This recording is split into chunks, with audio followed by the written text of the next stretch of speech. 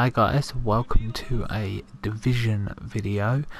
This is the first video I've done on the Division that came out a few weeks ago, and I just wanted to do a quick beginner's tip guide on things you should be doing when you first start in the Division. I've gone through this game once, completed all the missions, have reached level 30, the max level, and there are some things that I've discovered later on in the game that I wish that I had have known at the start. So, most of this guide is going to be around weapons and what weapons you should be using at the start of the game.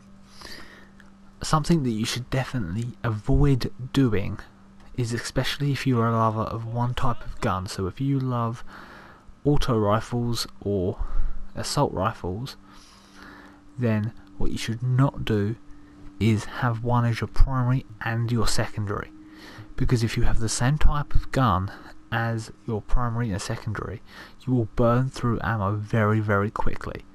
You will pick ammo up as assault rifle ammo, not as primary and secondary ammo.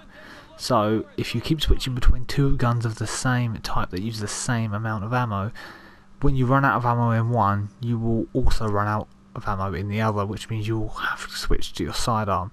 So it's always best to have your primary as your leading gun, so whichever gun you prefer.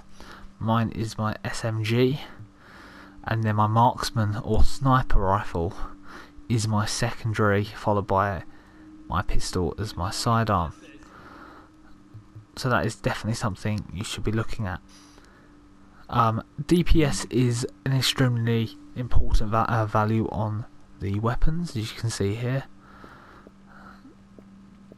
The DPS value, and you can see on the right the damage value, the rounds per minute, and the magazine size of each gun.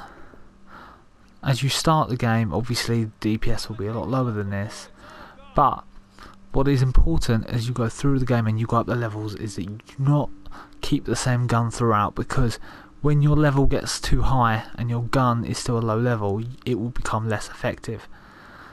There is a debate going on amongst a lot of people that I know whether it is best to dismantle or sell the weapons that you get early in the game. To dismantle them, you get parts such as fabrics and tools that can be used to craft other weapons. Obviously selling them gives you an early money boost. I personally think the best thing to do at this point in the game is to sell your weapons, because you get plenty of tools throughout the game, and if you sell the weapons you get, as soon as a new one is available in the shop at the weapon vendor, you can purchase that. And that's basically what I did throughout the game, is every time a new version of the weapon that I liked was available, I purchased it. I went through the story missions doing that. So, the other things that you need to look at here are the values on the armour and the values on the weapons. As you can see on the right hand side there, there's 3 boxes.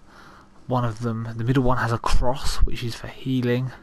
The left hand one is for firearms, which is DPS, and the right hand side one is for skill power. This character I've mainly focused on that firearms, the DPS, because I want to get that character as high as possible. I actually have armour that has a higher defence value than this by at least 600 points, but whereas this has 510 in that firearms column, which raises my DPS.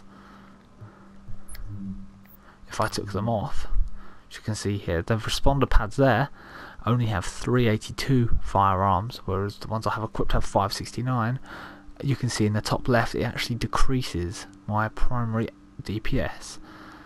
So everything I've done here is to increase my attack. Take a look before it sells out. Moving away from weapons, the best way to progress in this game is to go up through doing the main missions.